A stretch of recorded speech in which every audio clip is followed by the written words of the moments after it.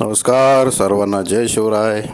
पुण्यातील सासवडच्या मैदानामध्ये सेमी क्रमांक 7मध्ये बकासूर आणि लक्ष्याची गाडी पब्लिकच्या तासानं पळत होती. खरं तर तास क्रमांक 1वरनं पळत होती.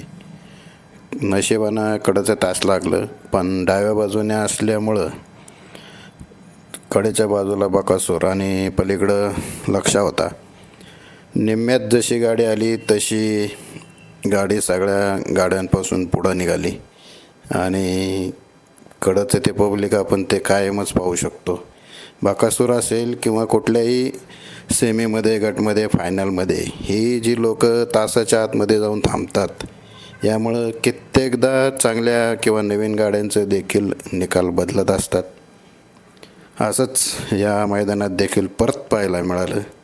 त्यामुळं प्रेक्षक असतील किंवा त्याचे चाहते असतील किंवा इतर कोणी असतील, त्यांनी शक्यतो बॅरिगेटच्या बाहेरच थांबून शर्यती पाहिल्या पाहिजेत. कारण तुमच्या अशा एका चुकीमुळं किंवा तुम्ही तासाच्या कडेला येऊन थांबता, हातवारे करता, त्यामुळं कित्येकदा चांगल्या गाड्यांचं नुकसान होतं आहे आणि त्यामागं बैलगाडा मालकांचं महत्त्व किंवा त्यांचं जे कष्ट असतं ते फक्त तुम्ही तासाच्या कडेला जाऊन थांबताय, हातवारे करताय, त्यामुळं निकाल बाद होतो आहे.